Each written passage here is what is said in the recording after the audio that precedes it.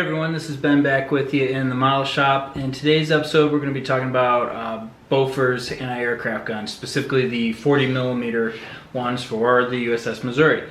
So when I got the kit, obviously there are kit supplied anti-aircraft guns, all 20 of them that you need to install.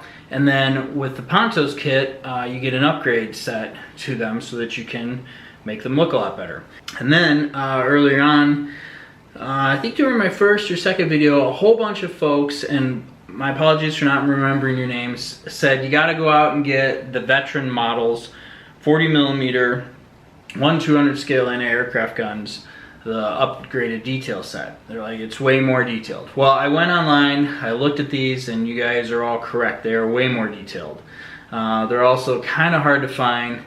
They're expensive, but after a little bit of hemming and hawing, looking at pictures, looking at everything, I totally caved and went and got them. So I have a whole bunch of these veteran models, 1/200 scale kits. They're just nice little boxes. You need to have 20 total. There are 2 in a kit, so I have a giant pile of models, little model kits all to put together here off to the side. So here's what we're going to do in this episode. We're going to take a look at the kit made, the kit provided anti-aircraft gun, the 40mm. I made it totally right out of the box. Then we're going to look at the Pontos detail upgrade set to the kit supplied one. And then finally we're going to round it out with taking a look at the veteran models 40mm Bofors kit so that you could see all three. And I think this is important because there's compromises between all of them. The big thing, I'll just hit on these points right away. The kit provided parts, there's 6 pieces and you can make it, and I think the first one took me 15 minutes with a little bit of practice, which you'll get because you got to make 20 of them. I could knock one out in 10 minutes. It's no big deal. They're really easy, especially if you have a hard time using your fingers and stuff. If you then go and switch over to the Pontos detail set to upgrade it, now we're adding a lot of time. I think I spent an hour and a half on the one that I made, and now that I know what to do, I think I could speed up the process a little bit and knock one out in about an hour. There's a compromise I could make if I don't use the brass barrels that come with the Pontos detail set, which is really hard to pass up. You could save a lot of time. You could probably save about 20 minutes. And then you could be putting the guns together in about 40 minutes, 45 minutes, depending on your abilities. The veterans model kit, maybe I was getting tired, I don't know. I spent 2 hours putting that thing together. Now, it's not very complicated. It's just, you're just kind of waiting for things to glue in the right spot and monkeying around and using tweezers. And so I think if I didn't just say it, I spent 2 hours putting those together. And that was on one. You got to make 20. You're going to get better as you assemble them. So that's something to think about. All right, quick little history lesson here on the anti-aircraft guns. They started out called the L60 model, and these were developed in neutral Sweden. The interesting thing about the Bofors 40mm anti-aircraft guns is just about everyone had them. I'm talking the Germans, the Japanese, the British, obviously the Americans. Tons of people had these things. Originally developed in Sweden, Germans went and checked them out first. They put them on their ships, and then in 1933, the British and the Americans were the next countries started to go ahead and look into these guns. What they noticed right away was that they were better than the pom-poms and better than the Chicago Piano 1.1-inch gun. And eventually, after that, kind of sorted out, and the Brits and the Americans got on board, 10 other countries went ahead and started to license this gun from Sweden. So very, very successful. And so successful, in fact, that at the beginning of World War II, Sweden was exporting these guns to 18 other countries. So they definitely we used them to shoot at each other. The Japanese had their own version. It wasn't licensed, obviously, but they captured a couple of ships with them on board. They took a look at them, did a little reverse engineering, a little tweaking, made their own. Obviously, well, not obviously, but these guns were originally air-cooled. The barrels were air-cooled, and the problem with that was after 300 rounds, which isn't a very long time in a combat situation, the barrels overheated and they needed to be changed out. So they trained the gun crews on how to do this very quickly, very efficiently. Then down the road, they went ahead and upgraded it so that you had the water-cooled models. Now, the next iteration is called the L70. That one is definitely water-cooled. They were using gun directors, they were using radar to point at things. They really did a lot to take the human element out of operating the weapon. Super successful. In 1982, during the Falkland Wars, the British actually used one and successfully shot down a jet with it. So from the 1930s all the way through the 80s, these things were in use. And you can still find a few of them today, I believe, in service. So anyway, that's a quick history lesson. Without any further ado, let's go ahead and take a look at these cool kits. See ya. Alright everyone, here we go, starting out with our first 40mm Bofor. This is the kit supplied piece when it's done. Let's go ahead and zoom in here a little bit so we can take a look at it, and then I'll talk about it. It's real simple to put together here. What are we looking at? 1, 2, 3, 4, 5, 6 pieces. There are 6 parts here in total. The barrels are one piece. You've got this stand, and then there's a little piece in the middle here, and then of course the photo etch. This is the kit provided photo etch, and this is what you get. The only modification I've done to this whole piece is I snipped off that little bottom deal so it'll lay flat right here, and then you can see what's going on, and that's it. Pros to this: the barrels turn out nice and even. The length's right, they're straight, they look good, they point right at you, no issues, they go right together. Another pro to this whole thing is you can make this at your leisure in, I would say, about 10-15 minutes tops, and obviously you have to make 20 of them, so it's going to go a lot faster. It'll be really easy. So that's what you got there. Now the next thing I wanted to look at is the same thing. It's the kit supplied part here, but with the Pontos photo etch detail added to it. Let's take a peek here at that, and also let's look at the instructions that go along with it. Alright, here we have the instructions for the 40mm Bofors. Everything that's in red has to be removed. You can see down there towards the bottom you gotta drill some holes to install the brass barrels that come with the Pontos kit. This is the next instructions, building the sights and everything, and then ultimately you get it all assembled like so and put together, and this is what you end up with. So let's take a look at mine. Alright, there it is. Let's zoom in here. So as you can see, just like the previous piece, the barrels are elevated the same way. You got some brass pieces on the front. You've got your sights, and that's it. You got this nice brass floorboard and the seats. Yeah, so that's what you get. It's a definite improvement over just the default kit parts. Now, one of the cons is the brass barrels can end up a slightly different length. They end up see how they're canted a little bit there. They're not perfectly straight. And monkeying around with this photo etch shield here and getting it to lay straight is actually pretty difficult. So yeah, but that's it. Otherwise, I mean, I think it's a massive improvement over what you got before, and you got the little ladders in the back there, so it looks good. Let's take a look here. I'll just slide over the other kit part right next to each other so you can take a peek at them. So that's, yeah, this is the kit part on the left, and like I said, Pontos on the right, the little updates to it. So yeah, I mean, the only thing is this took about 15 minutes casually to put together. It's the first one. Obviously I'll get faster. This one I spent at least an hour and a half on it, and I probably could get that time down to an hour, I would say, with practice. and I'm gonna get practice because you have to make 20 of these. You could do them all in stages. Really, I think the part that takes the longest is you have to drill out right there the holes to put the barrels in, and then if you can see right there the sights. Oh, I got them both sides here, right here and right here, those sights. Those are kind of tedious to bend and put together and glue into place, but obviously you can do it. So anyway, that's what you end up with if you use the photo etch for Pontos.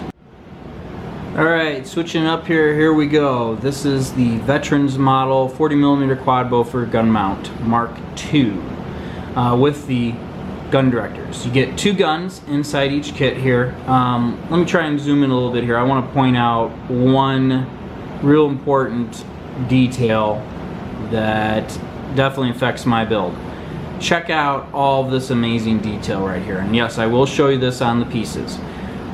And check out how it disappears right there. Now, according to the instructions, these plates, armor protection plates, which would be your access panels to all the mechanisms here, are optional. All my reference photos that I have of the Missouri, these plates are installed. So I opted to go ahead and glue them on. It actually makes mounting this plate a lot easier, but you do miss a lot of this. Now, if you're doing a destroyer or a cruiser, or you just, don't care, you could leave those off and you could show all that detail. Let's go ahead here, open this up and see what you get. So they slide open. It's its own little mini model kit. Have the instructions right here, and then immediately we get into some resin pieces. Right here we have the guns themselves. That's the director. There's the cooling drain hoses, and then the plates that cover up the stuff on the front. Then we have the guns. We'll take those out of the bag. Here are your barrels, your 8 barrels that you need. They actually, if you do a side-by-side with these, looking at the Pontos kits, I basically would call them interchangeable. I couldn't really tell a difference. These might be slightly smaller. And then you got your photo etch kit that comes along with it. Obviously you've got 2 of everything in there. So let's take a closer look at these pieces. Alright, here is the piece, and as you can see, it looks incredible. I'm going to be able to get in a little closer here. The detail on there is just absolutely fantastic. Everything fits on it really well, no troubles. Got all this little detail underneath. The guns mount right in it between these 2 posts right here. No trouble, they drop right in. And looks great. I imagine painting this up and giving it a little wash will just turn out fantastic. So let's look at the other parts real quick. Alright, here is on the left you got the gun director, one of them. Here you have both guns, the drain tubes, and then those cover plates. So we flip it around here. There's the top of the gun detail, the director detail. I want to point out right here, see these slots right there and there? You got them there and there. That is where you drop your clips in. These are clips, not magazine. Clips in with your rounds to be shot out of the gun. And there are photo etch clips provided with the ammo that it's in brass, so I'm going to leave it, actually save it till after I'm done painting, that do drop right in there and they fit perfectly. I'm super impressed with how well these things have turned out. So that's your parts. Let's see. And there's the gun director. I haven't assembled the gun directors yet. I'm going to save that to the end. I mean, it's a gun director. There's a couple little brass pieces. You get painted and it's installed. No big deal. But let's go ahead and look at the finished gun. Alright, here is the finished gun. I'll give it a little bit of a twirl here. It is just slightly smaller, I think, than the other ones, the kit provided ones. In the back here, I want to point out we have both sides your iron sights for shooting. These have the hoses for the liquid cooling, and then the chairs are a little bit easier to assemble. You still got your steps in the back right there. Let's tip this forward. But you've got all that detail underneath. Even, let's see here from the back. Yeah, you could still see stuff on the back on the side there. So this was great. One of the cool parts about this kit, so the guns, I did drill little holes a little bit, but they actually, right here and here, they come with a hole already started.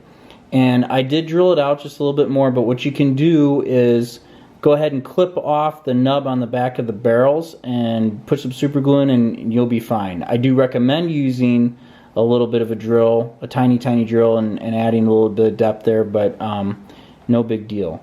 So there you go. That is the Veteran Models 40mm Bofor, and like I said, I put the cover plates on the bottom there. I know that covers up a lot of detail, but that's how it is in the kit. Well, looks like I got a little part that moved on me there, but we'll worry about that later. So now let's take a look at all three right next to each other. Alright, there you go. There's all three right next to each other. Let's see if I can turn this without making a mess. Very similar, obviously. I would say that the big differences are the Veteran model allows you to elevate the gun a little bit. There's a different shape to the protective shield. This one, the kit part's a little bit wider this wise, or has more depth. As you can see, that one's a little bit narrower. I think the width of the two are basically the same. This actually might be a little bit wider with the way the shields are going around it. I think that the way the barrels are cocked up a little bit looks a little bit better. The elevation looks better than on the kit produced one. And I just want to point out, the barrels look a little crummy and crooked from here to me. I'd probably have to work with that a little more. I did try hard to do a very good job at installing those. So I didn't just slap this all together. And then again, you know, the kit provided piece, it looks okay. It's totally functional. I think the big thing would be my pet peeve of the barrels. They're a little bit fatter, but they still have all the detail, and most importantly, they're lined up. They're parallel to one another and square. So, and they only take 10 minutes to make. So like I said, this took 10 minutes to make. Sliding over here, first go the kit produced part with the Pontos photo etch. I'm probably looking at an hour and a half to make one of those. The Veteran Models piece, yeah. This one I think I got 2 hours in just to get it assembled to this point. Now it'll go faster as you make more, because I have to make 19 more of those. But I think the big thing is, if something really goes sideways on me, fortunately I have 20 more backups right here. And if you really wanted to expedite things, you could do the combination of the Pontos photo etch. Use the kit provided barrels if you're worried about getting things straight, and the guns will look the same. Then you could put all the rest of the stuff on, and that in itself is a big improvement over just the plastic piece that is right there. So next thing is obviously get it all painted up, put together, and then you'll be good to go. The only other thing I want to mention, there's one detail that I found in all my reference photos. I'll show you right here. As you can see in these pictures, there are numbers on the gun directors and numbers on the anti-aircraft gun positions, and that makes sense. So you'd be able to see them, you know, go to the correct one. But there are no details or decals for that in the Pontos kit, the kit, or on the Veteran Models kit. So I don't know if I'm going to try and track down numbers that are super tiny and decals that I can put on. That would be the best, or if I can make them myself. It's hard to print decals in white, but I'm pretty sure I got a laser printer that might do it. I'm not totally sure.